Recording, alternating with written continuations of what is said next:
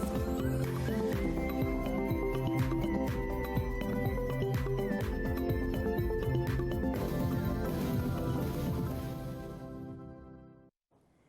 right, welcome back from that break. We're going to be talking road safety today. Now, today I've been joined by Victor Bilson, and he's going to help us. He's a planning manager at the National Road Safety Authority. And, you know, this Christmas season, we have all kinds of road challenges, and we're going to be talking to him to help us to help understand what can we do to be safer during this period. Let's arrive in 2021 alive. Good morning, sir. Good morning. How are you doing? I'm good. How are you? Fantastic. It's good to have you back here. Good to be here. So, this Christmas, what are some of the things you've seen already as we are getting into the season? And in terms of National Road Safety Authority, what's your campaign to get people to be safer? Well, already what we've seen, and I'm sure everyone else has seen it, is traffic, and obviously causing a lot of inconvenience. Yeah. So it comes with its good and bad because people are going to shop, those selling will be happy. Yeah. It shows that some people have money to spend anyway, so the economy actually probably isn't that bad.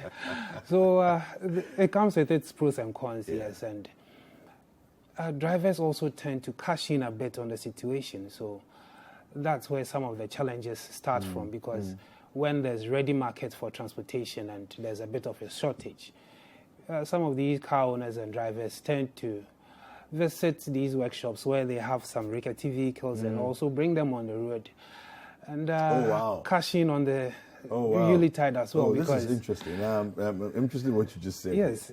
So people go and pull out vehicles that really shouldn't be on the road. Vehicles that are not roadworthy. Wow. Because, of course, it's under construction, maybe under repair. They are trying to cash in on the Yulitide. There's mad rush for transportation. There's a shortage somewhere.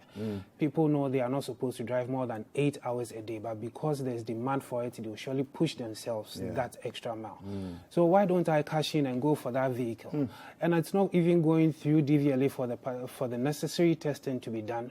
Or I'll bring it back to you for you to complete when the whole season is over. What shows you are actually going to make it out of the season?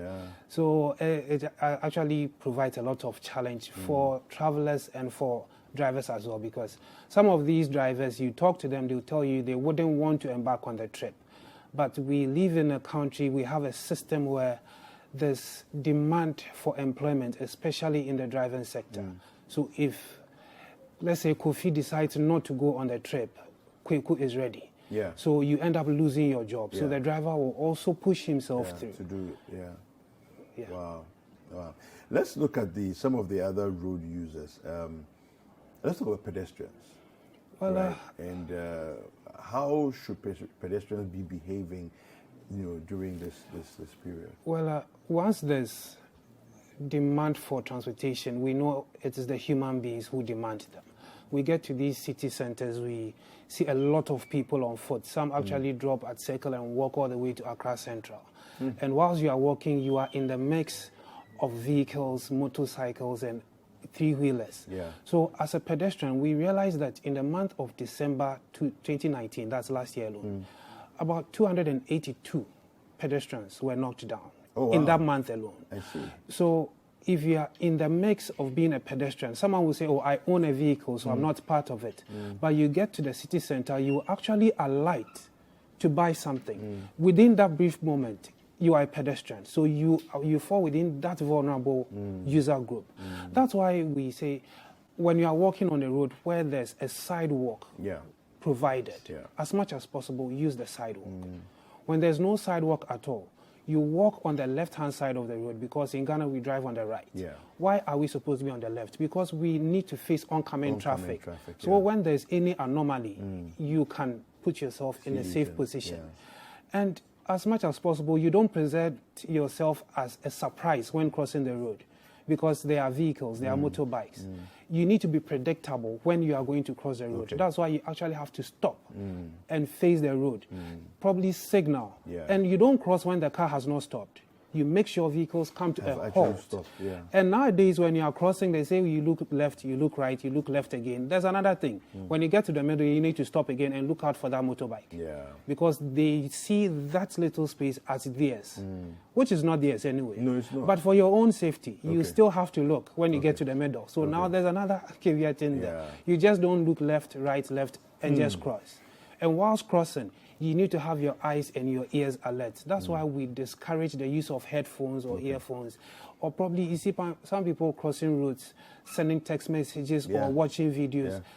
Distraction alone can lead you probably to your death or you being maimed. So we discourage the use of all mobile devices or all gadgets once you are in the road space. It does not apply to just the driver. It applies to you as a pedestrian as well. And as much as possible, we know the weather conditions we find ourselves in. We will get more into that probably when it comes to the driver, but as a pedestrian as well, you need to be very visible. You don't wear black clothes at night and be as black as I am and expect a driver to see you. No. You need to wear bright colored clothes. If possible, put on a reflective jacket in the evening. I think this issue of the reflective jacket is critical because I tend to find that, well, I mean, my work hours are such that I leave before the sun comes up. I leave home before the sun comes up, and I go home after the sun has gone down, right? I tend to find that you really can't see people, in the dark, especially if there's no street light in the area, and maybe you're a distance away from them. It's like by the time you see them, you are too close to them, So if you are speeding, you're likely to knock them down. Exactly. What are we doing any education as far as this is concerned? Because you see, I would imagine, I mean, for me, I'm now thinking to myself that if I'm stepping out as a pedestrian, I have to wear something that's reflective. Yes. Because now I know what it looks like, but a lot of people haven't been in a car to drive, so they don't have that experience. Yes, that's why we probably take education to everywhere we can get to. The media is not the only space. Yes, we go to the lorry parks, we go to churches, mosques, and all that. But one thing we need to know is when we hear or when one person hears the message, is that it does not have to stick or stay with that person alone. Okay. That's why we look out for the ripple effect when the messages go out. Okay. So if I know I need to tell my brother or my sister what needs to be done. Yeah. Because some of these drivers, they actually overlook certain things when we get to these Christmas and New Year seasons. Earlier we were talking about the weather changes and all that. We know when it gets to December, January, probably February, it's going to be a bit foggy and misty. As a driver, you know your wipers are not good. You know your fog lights are not working. Yeah. You know your headlamps are not really functional. Yeah. Why are you moving at night? Okay. Because if you can see but cannot be seen, you are still a hazard. Yeah. True. So your action or inaction on the road space actually can cost someone else's life. So we need to see and be seen with all categories of road users, even the motorcyclists. When you are riding at night, it's either you wear something that is brightly colored or you have to put on your reflective jacket. It's not only your light we look out for. We need to see the human being on the bike as well. On the bike as well, yeah.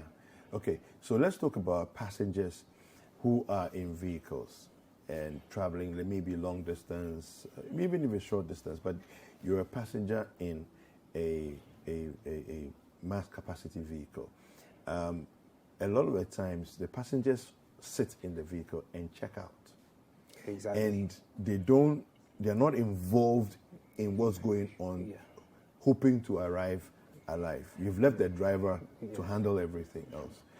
Talk to us about this situation. It's for a passenger, like you rightly said, you need to be part of the journey from start to finish. Whatever happens in the course of the journey, you'll be counted as part of the living or the dead, or probably the injured. And you need to arrive alive. You just don't, I don't know what religions you belong to. Some people just do the sign of cross and go to sleep. Yeah. You don't know where the driver is taking you. You need to be part of the driving process. That's why when he's excessively speeding, you need to caution him. Politely, I must add. And this season comes with only its own merry and cheer. We discourage singing in loud decibels. You see, the driver needs to concentrate on the driving process. You don't need to be making so much noise that takes his attention off the roadway. Yeah. And as much as possible, let's limit the interaction with the driver. He needs everything. He needs his ears, his eyes, his hands, everything to be on the roadway. The more you engage him, the more you take him off the road. And he is the one who is going to either take you to your earthly home or your heavenly home. So you have to make sure that he's in good...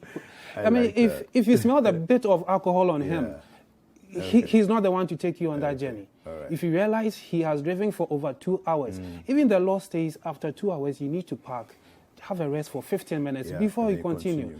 After a 4-hour drive, you have a mandatory 30 minutes rest before the driver can continue with the journey. Thank you very much. Thank you very much. We'll be speaking with Mr. Kojo, Victor Kojo Bilson, who is a senior planning manager with the National Road Safety Authority. And make sure your driver is taking you to your earthly home, not your heavenly home. Hi there. We hope you enjoyed the show. Make sure to subscribe, like, comment, and share with your friends. This is Breakfast Daily on Citi TV. Join the Breakfast Daily team Monday through Fridays from 7:30 a.m. to 10. Join us for breakfast daily, only on Citi TV.